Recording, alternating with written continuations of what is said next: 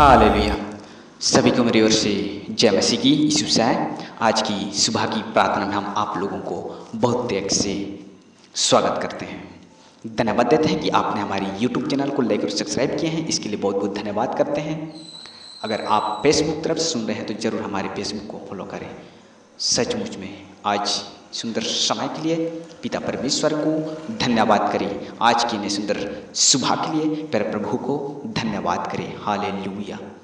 कितने लोग आज हमारी प्रार्थना में पहली बार जुड़े हुए हैं तो जरूर कमेंट करें और जरूर परमेश्वर का आशीष को आज ग्रहण करें और परमेश्वर आज आपको नया जीवन और नया बल और नया सामर्थ्य के साथ आपको आशीष देंगे।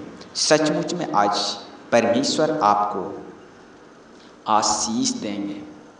कई लोग आज परमेश्वर की आराधना नहीं कर पाते हैं और कई लोग हैं जो परमेश्वर की उपस्थिति में सुबह शाम परमेश्वर से बातें करते हैं।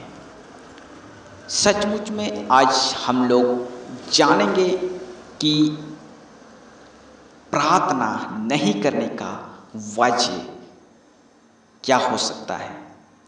प्रार्थना आप नहीं कर पाते हैं उसका कारण क्या हो सकता है।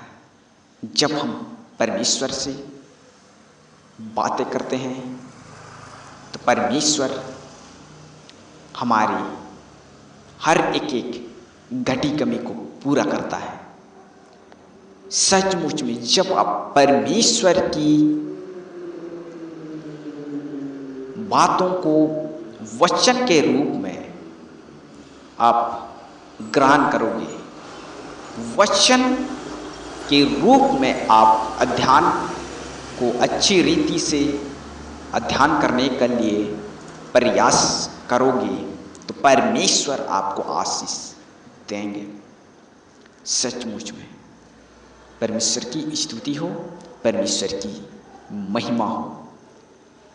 जब हम परमेश्वर से प्रार्थना नहीं करते हैं, जब हम सुबह शाम प्रार्थना हम नहीं करते हैं तो हमारे जीवन में कई प्रकार की विपत्ति आने लगती है, चाहे आपके जीवन में चाहे हमारे जीवन में।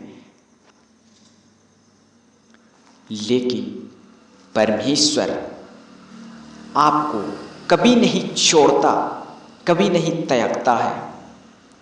परमेश्वर आपसे बहुत प्रेम करता है। परमेश्वर आपको अपने बाहों में थमे रखता है।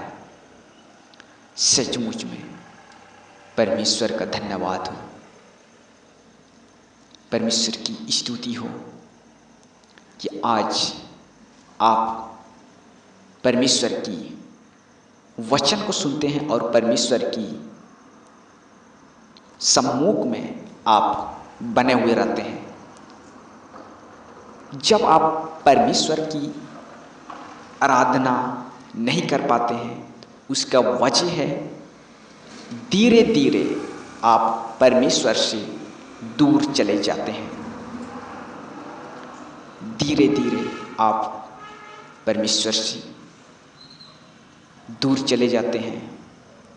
जिस समय आप परमेश्वर का वचन को अध्ययन करते थे और प्रार्थना में लगे हुए रहते थे, उस समय आपका जीवन में आशीष आता था। हर चीज घटी कमी को परमेश्वर आपका जीवन और आपका परिवार में पूरा किया करता था जब आप परमेश्वर से बातें करते थे, जब आप परमेश्वर की आराधना करते थे। उस समय आप बड़े आशीष के साथ बने हुए रहते थे। लेकिन जब आप धीरे धीरे प्रार्थना करना छोड़ देते हैं,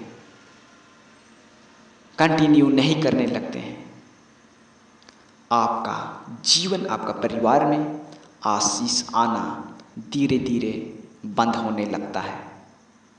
जो चीज़ आप पहले कर पाते थे वो चीज़ अब धीरे धीरे आना बंद होते चले जाते थे, क्योंकि उसका कमी है आपका जीवन में परमेश्वर से बातें करना, आराधना करना, परमेश्वर की महिमा करना, प्रार्थना करना आपने धीरे धीरे छोड़ चुके हैं।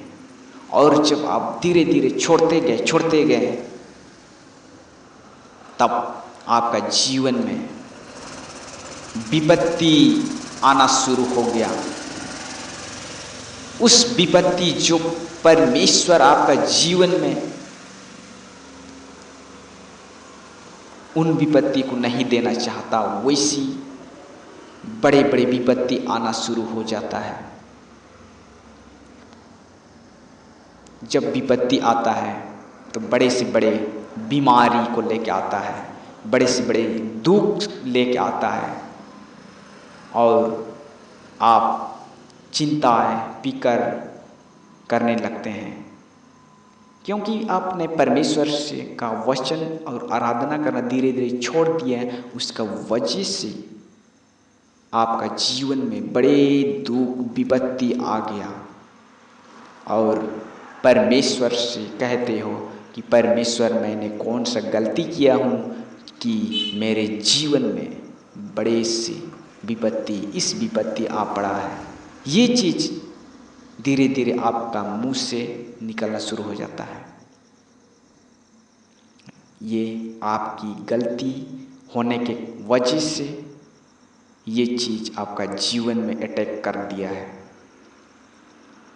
लेकिन उससे छुटकारा के लिए आप प्रत्येक सुबह शाम प्रार्थना कीजिए, हर रोज प्रार्थना सुनिए और परमेश्वर का वचन को अध्ययन कीजिए। ये चीज़ आपका जीवन में आने से रोकेगा, विपत्ति आने से परमेश्वर रोकेगा, क्योंकि परमेश्वर का वचन कहता है जो मुझ में बना हुआ रहता है मैं उसमें बना हुआ रहेगा।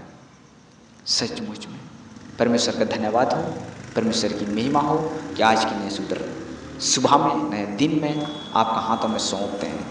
हमारी सारी प्रार्थना निवेदन परमेश्वर का पुत्र यीशु मसीह के नाम से मांगते हैं। दया से सुनिए और स्वर्ग राज्य में ग्रहण कीजिए। आमीन आमीन। सभी को मेरी ओर से जय मसीह की। यीशु से आए।